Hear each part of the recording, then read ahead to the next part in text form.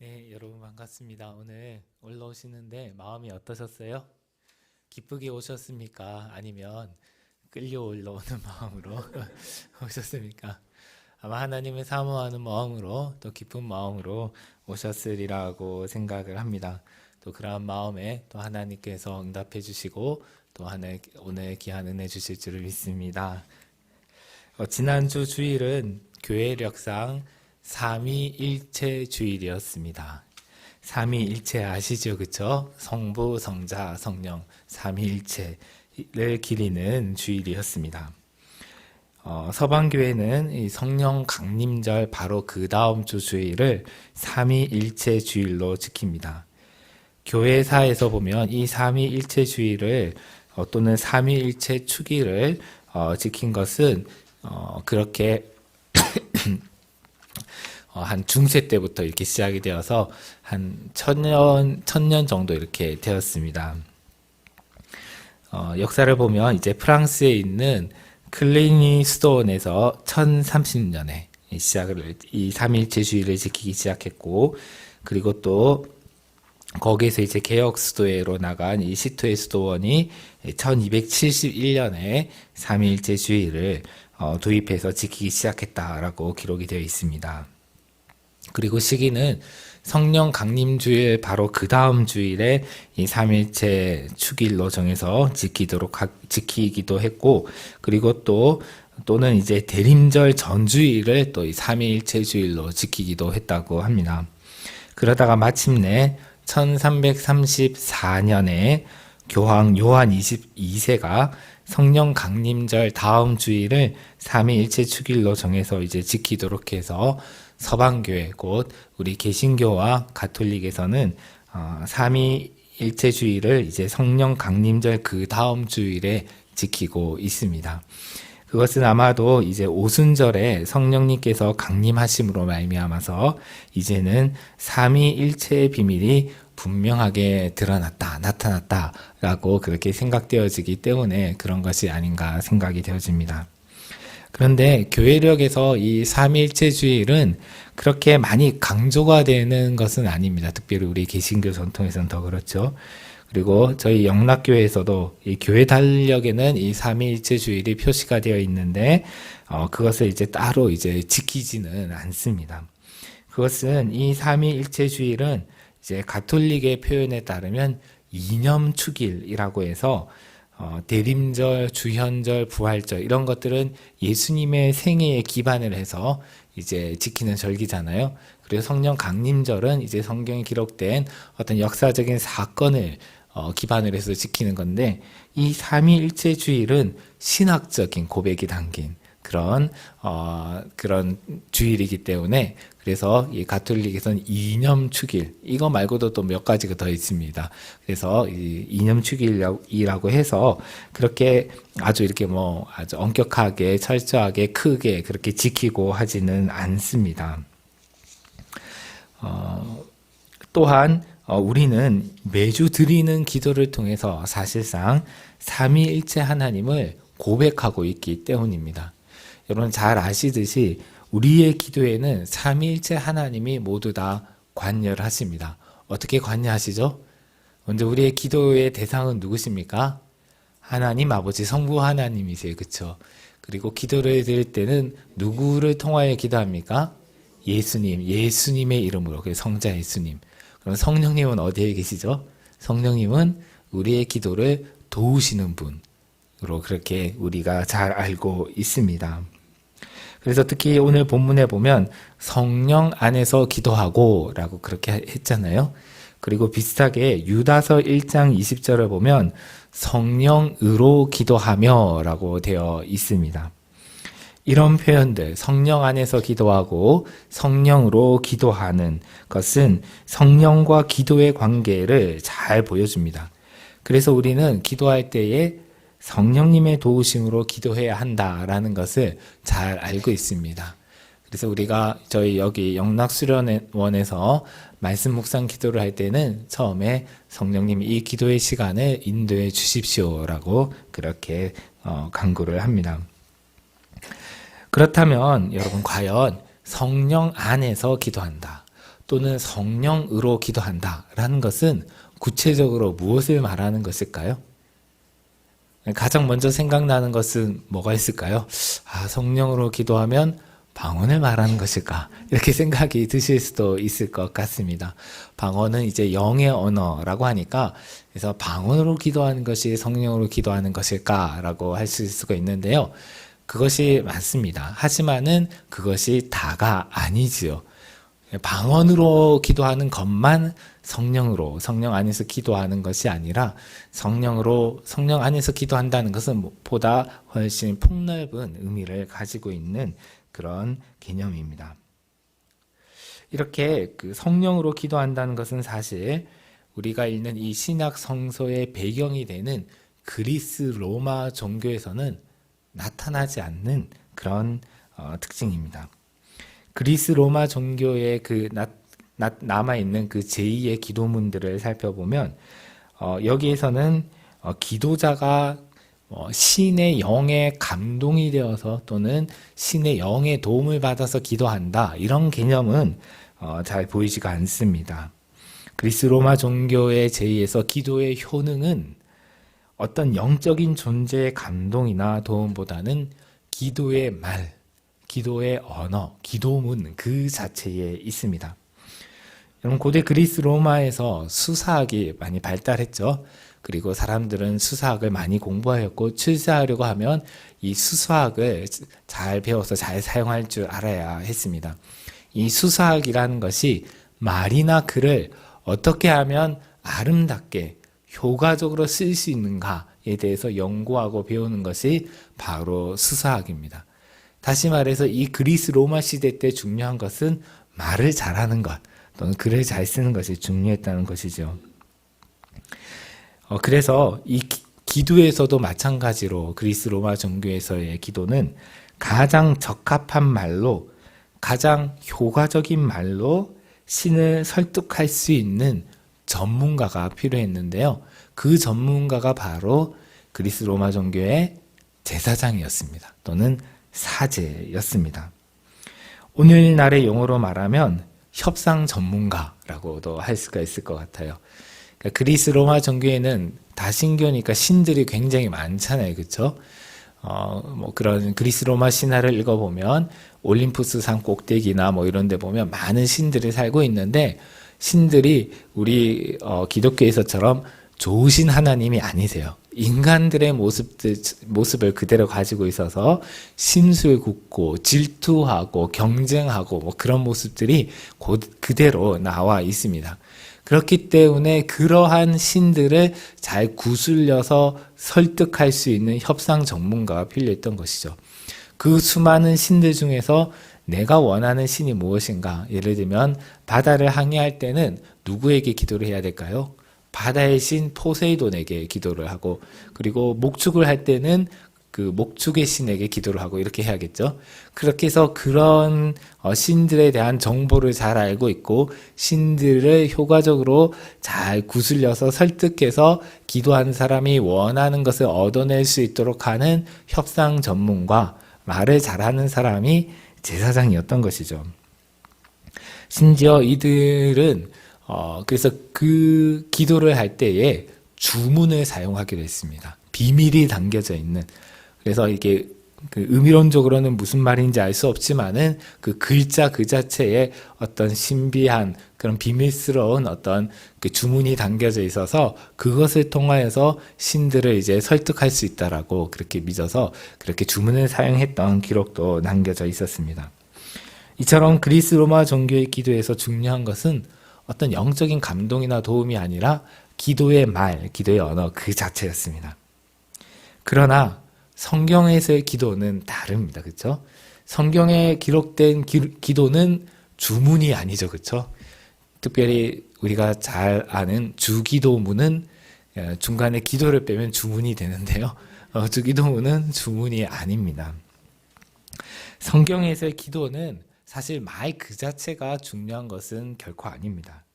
하나님께서 들으시는 것은 말이 아니라 우리의 마음입니다. 그렇죠? 성경 여러 곳에서 하나님은 사람의 마음을 감찰하시는 분이시다. 또는 마음을 살피시는 분이시다라고 그렇게 묘사가 되고 있습니다. 우리가 기도를 할 때 말을 잘 하지 못하여도 우리의 마음을 언어로 잘 표현하지 못하여도 아무런 문제가 없습니다. 왜냐하면 하나님은 우리의 마음을 잘 아시기 때문입니다. 사실 기도라는 것은 말 그 자체에 있는 것이 아니라 우리의 마음에 있습니다. 우리가 드리는 기도의 시작은 우리의 혀에서 시작하는 것이 아니라 우리의 마음에서 시작합니다. 우리의 마음에 있는 어떤 소원이나 바람이 있으면 이제 그것을 말로, 언어로 표현하는 것이잖아요. 그래서 우리의 마음에 있는 그 기도, 우리의 바람, 소원, 이런 것들을 언어화되기 이전에 원초적인 기도다라고 그렇게 종교심리학자는 이야기하기도 합니다. 하나님께서는 우리의 마음을 감찰하시기 때문에 우리의 말로 우리의 소원을 어떻게 잘 표현하였는지 표현하지 못하였는지 또는 그 말이 하나님께 아주 귀가 좋게 들리든지 아니면 마음에 좀 거슬리게 들리는지 그것이 중요한 것이 아닙니다. 하나님은 우리의 마음을 보시기 때문에 그래서 우리의 마음을 들으시기 때문입니다. 심지어 영성가들은 하나님은 우리가 우리 자신에게 가까운 것보다도 더 우리와 더 가까우시다라고 말합니다. 나와 제일 가까운 사람은 누구입니까? 나 자신이죠. 우리 촌수로 따지면 사촌도 있고 이촌도 있고 그렇지만은 나 자신이 나와 제일 가깝죠. 그런데 나 자신보다 나와 더 가까운 분이 바로 하나님이시라는 것입니다. 나는 나에 대해서 잘 모를 때가 많잖아요. 내 마음을 나도 잘 모를 때가 하지만은 감찰하시는 분, 나의 마음을 관찰하시는 분은 나보다도 나와 더 가까이 계시기 때문에 나를 더 잘 아시는 분이십니다. 특별히 하나님께서 나를 잘 아시는 이유는 성령님께서 내 안에 계시기 때문입니다. 바울 사도는 로마서 8장 26절과 27절에서 이렇게 말하는데요. 잘 아는 구절입니다. 이와 같이 성령도 우리의 연약함을 도우시나니 우리는 마땅히 기도할 바를 알지 못하나 오직 성령이 말할 수 없는 탄식으로 우리를 위하여 친히 간구하시느니라. 마음을 살피시는 이가 성령의 생각을 아시나니 이는 성령이 하나님의 뜻대로 성도를 위하여 간구하심이니라. 아멘. 성령께서는 우리 안에 계십니다. 그렇죠? 요한복음 14장에서 예수님이 분명히 말씀하셨어요. 내가 가면 보혜사를 너희에게 주겠다. 보혜사는 친히 너희 속에 거하실 것이다. 라고 예수님 분명히 말씀하셨습니다. 그 보혜사가 성령님이시죠. 성령님이 우리 안에 거하시는데 그 성령님이 우리 안에서 하시는 가장 중요한 일 중에 하나가 무엇이냐면 기도하시는 것입니다. 때로는 우리가 어떤 말로 무엇으로 어떻게 기도해야 할지 모르는 그때에도 우리 안에 계시는 성령께서는 우리 안에서 말할 수 없는 탄식으로 기도하신다라고 그렇게 이야기하고 있습니다. 여러분, 이 말할 수 없는 탄식이라는 것은 무엇일까요? 말로 표현할 수 없는 탄식이라는 것이죠. 언어로 표현할 수 없는 언어를 초월하는 탄식으로 성령의 깊은 그 숨으로 성령께서는 우리 안에서 우리를 위하여 친히 간구하십니다. 그리고 성령께서 간구하시는 그 내용은 하나님의 뜻대로 성도를 위하여 간구하신다고 하였습니다. 하나님의 뜻대로 간구하신다는 것은 무엇일까요? 그것은 그 간구하시는 그 내용이 하나님의 뜻과 일치한다는 것입니다. 그렇죠? 하나님의 뜻과 일치하는 그 내용으로 기도하시고요. 그리고 또 다르게 표현한다면 하나님의 그 뜻이 성도의 삶에서 이루어지도록 기도하신다는 것입니다. 그렇죠? 하나님의 뜻, 우리 주기도에서 하나님의 뜻이, 아버지의 뜻이 하늘에서 이룬 것 같이 땅에서도 이루어지기 원합니다라고 기도하는데 그것처럼 하나님의 뜻이 성도의 삶에서, 우리의 삶에서 이루어지도록 성령께서 우리 안에서 기도하신다는 것입니다. 그러면 마음을 살피시는 이, 곧 하나님께서 성령의 생각을 아시기 때문에 그 기도를 들으시고 우리에게 가장 좋은 것으로 응답하십니다. 성령님과 하나님, 삼위일체 하나님은 깊은 소통 가운데, 깊은 일치 가운데 계시기 때문에 우리 안에서 강구하신 그 성령의 생각을 하나님께서 잘 아시고, 또 성령님은 하나님 뜻을 잘 아시기 때문에, 그래서 하나님께서는 성령께서 성도를 위하여서 하나님의 뜻대로 강구하신 것을 들으시고 우리의 삶 가운데 역사하시고 일하시는 것이죠.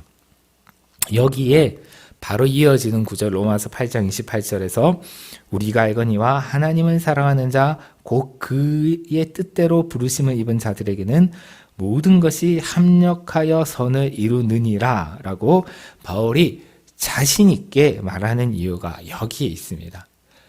하나님의 뜻대로 부르심을 입은 자, 성도들의 삶에서는 모든 것이 좋은 일이나 나쁜 일이나 기쁜 일이나 슬픈 일이나 행운이나 불행이나 건강이나 질병이나 성공이나 실패나 이 모든 것들이 합력해서 하나가 되어서 궁극적으로 선으로 귀결된다. 선한 열매로 맺히게 된다. 선으로 돌아오게 된다. 라고 사도 바울이 이렇게 자신 있게 말할 수 있는 근거는 바로 조금 전에 읽었던 로마서 8장 26절과 27절에 있는 것처럼 성령께서 성도 안에서 하나님의 뜻대로 성도를 위하여 친히 간구를 하시기 때문입니다. 앞서 말씀드린 그리스 로마의 이방 종교에는 이러한 성령의 개념이 없습니다. 그렇기 때문에 그들은 성령으로 기도하는 것, 성령 안에서 기도하는 것 그 자체가 가능하지 않은 것이죠. 사실 그런데 구약에서도 성령으로 기도한다는 내용은 잘 나타나지 않습니다. 제가 생각하고 찾아보니까 없는 것 같아요. 혹시 여러분 발견하시면 저한테 말씀해 주시기 바랍니다. 구약에서 예언자들이 하나님의 영에 감동이 되어서 사람들에게 하나님의 말씀을 대언하는 케이스는 있죠. 그렇죠? 그리고 또 사울 왕이나 다윗 왕이 하나님의 영에 감동되어서 분노하여 일어서서 그 자신의 그 민족을 위하여 앞서 나가서 전쟁을 하거나 또 그렇게 다스린 그런 사례들은 있습니다. 하지만은 이 구약에서 보면 사람이 기도할 때 하나님의 영에 감동이 되어서 하나님께 기도하였다 이런 내용은 찾아볼 수가 없습니다. 사람이 하나님의 영에 감동되어서 기도한다는 이 개념은 신약에 나오는 사도행전 2장에 기록된 오순절 성령 강림 사건 그 이후에 나타나는 것이죠. 오순절에 성령께서 사람에게 강림하신 그 이후에 약속대로 예수님께서 약속하신 대로 보혜사 성령이 사람들에게 오셔서 그 안에 내주하시면서 우리는 이제 성령 안에서 기도할 수가 있게 되는 것입니다. 그러면 성령께서 우리 안에서 말할 수 없는 탄식으로 기도하고 계시잖아요. 그러면 나는 기도 안 해도 되겠네 이런 생각이 들 수도 있지 않겠습니까? 내가 무슨 말을 할지 알지 못해도 성령께서 다 알아서 기도하시니까 그것도 하나님의 뜻대로 기도하시고 말할 수 없는 탄식으로 마음을 다해 기도하시니까 나는 기도 안 해도 되겠다. 또는 좀 쉬어도 되겠다. 이런 생각을 할 수가 있을 것 같습니다. 여러분 중에도 혹시 그런 생각이 드시는 분이 계신지 모르겠는데요. 만약 그러한 이유로 우리가 기도하기를 중단하거나 게을리한다면 어떻게 될까요? 그러면 성령께서 심히 탄식하시지 않겠어요? 우리 안에서. 그렇죠? 오늘 본문 에베소서 6장 18절 말씀 다시 한번 읽어보도록 하겠습니다. 모든 기도와 간구를 하되 항상 성령 안에서 기도하고 이를 위하여 깨어 구하기를 항상 힘쓰며 여러 성도를 위하여 구하라.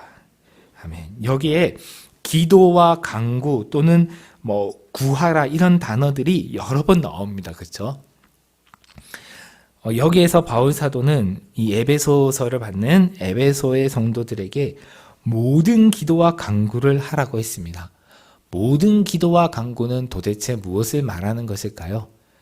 여기 구체적인 것들을 다 말할 수 없지만은 좀 다른 것들을 참조해 보면 또 그리고 우리가 현대적으로 이해하는 그런 기도를 비유로 해서 설명을 해보면 우리는 기도에 여러 종류가 있죠.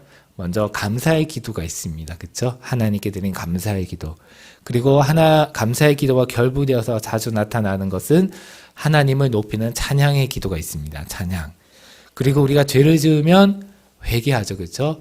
회개하고 그리고 다른 이들을 위해서 이제 청원을 합니다.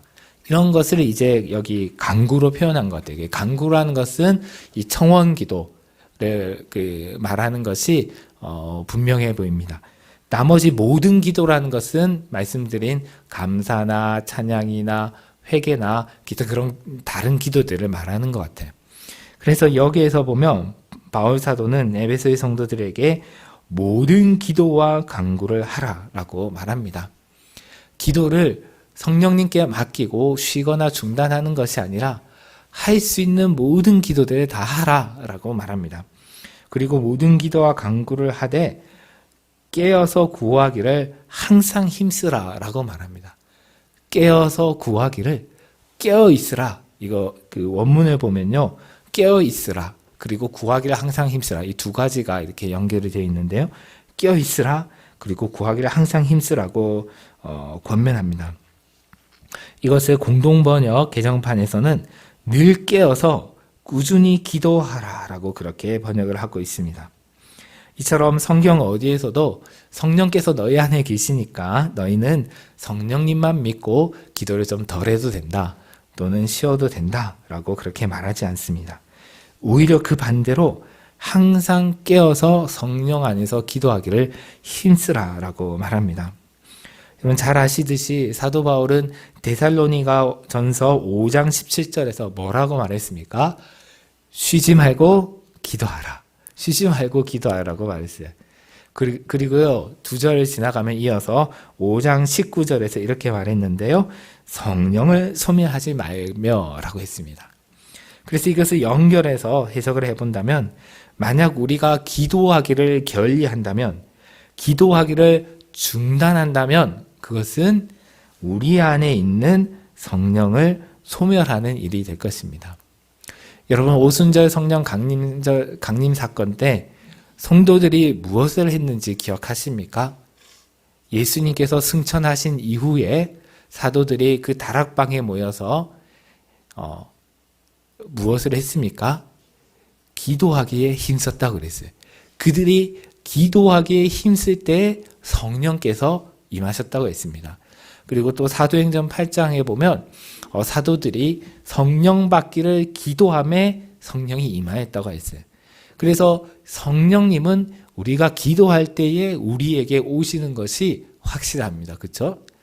반대로 우리가 기도하기를 중단하거나 게을리하면 성령이 우리 안에서 소멸이 된다라고 데살로니가전서 5장 19절 표현에 따르면 그렇게 할 수가 있죠. 여기서 소멸한다라는 것은 소화한다라는 뜻입니다. 소방관들이 불을 진압할 때 불을 끄는 것처럼 우리 안에 불처럼 타오르는 그 성령님의 불을 꺼트려 버린다라는 그런 표현입니다. 그렇기 때문에 우리가 성령 안에서 성령으로 기도하는 것이 필요한데요. 성령 안에서 성령으로 기도한다는 것은 어떤 방법으로 구체적으로 어떤 방법 A, B, C, D 1, 2, 3, 4 이런 방법으로 기도하는 것 또는 구체적으로 이러이러한 내용으로 기도하는 것 그 자체가 중요한 것이 아니라 어떤 내용 어떤 방법으로 기도하든지 간에 성령님의 도우심을 구하면서 성령님과 함께 늘 깨어 기도하는 것 그 자체가 중요하다라고 할 수가 있습니다.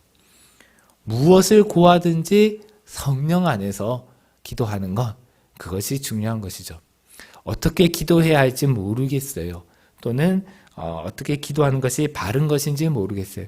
내가 어떻게 기도해야 하나님께서 기뻐하실지 모르겠어요. 그것이 중요한 것이 아니라 성령 안에서 늘 깨어서 기도하는 것이 중요한 것이죠. 하나님께서 기뻐하시는 것은 우리가 좋은 말로 기도하는 것, 하나님의 귀에 듣기 좋은 말로 기도하는 것이 아니라 하나님은 그리스 로마 신화에 나오는 변덕이 심한 인간들과 같은 그런 분이 아니시잖아요. 하나님께서 기뻐하시는 것은 우리가 기도하는 것을 기뻐하시는 것이고, 하나님께서 슬퍼하시는 것은 우리가 기도하지 않는 것을 슬퍼하시는 것이다 라는 것입니다. 특별히 구할 때 그래서 성령 안에서 구하라고 그랬어요. 성령님의 도우심을 받아서.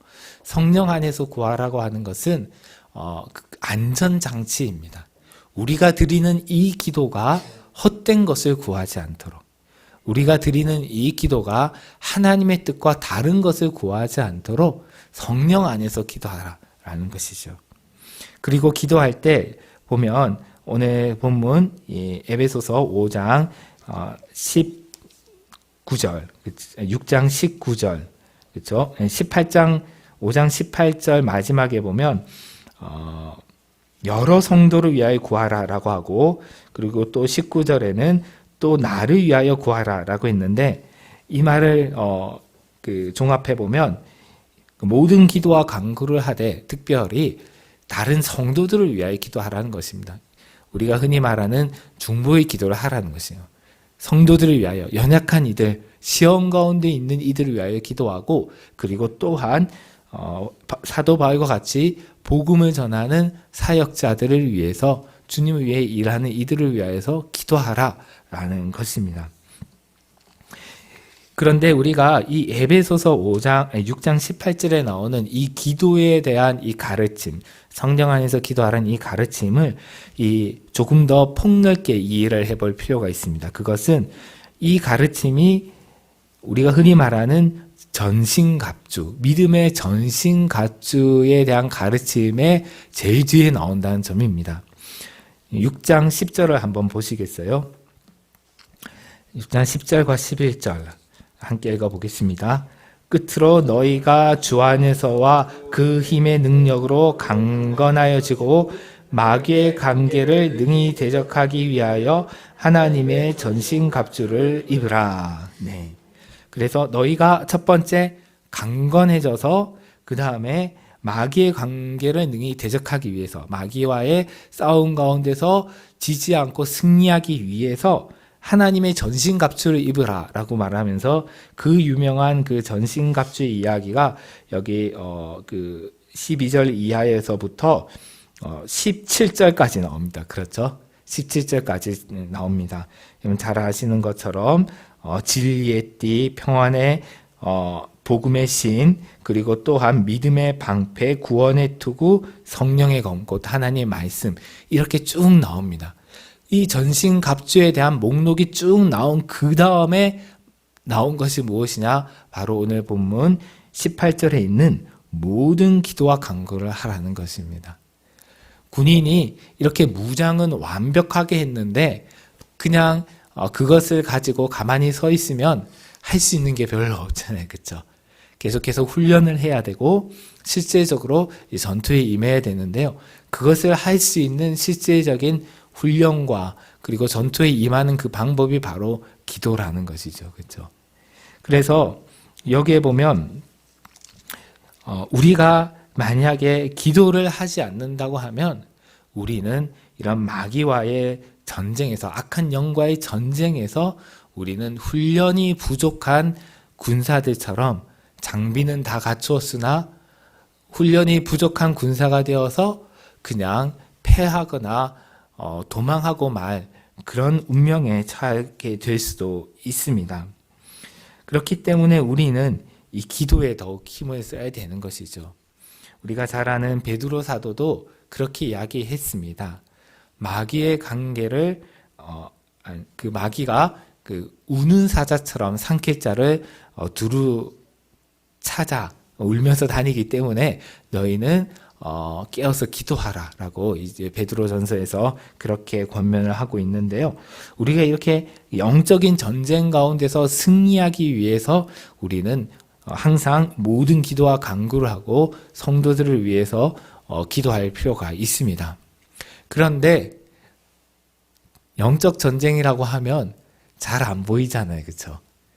귀신이 눈에 보이는 것도 아니고 이 눈앞에서 우리 앞에 칼을 들고 나오는 것도 아니고 군대가 저기 보이는 것이 아니기 때문에 우리의 그 마음이 흐트러질 수가 있습니다. 그쵸?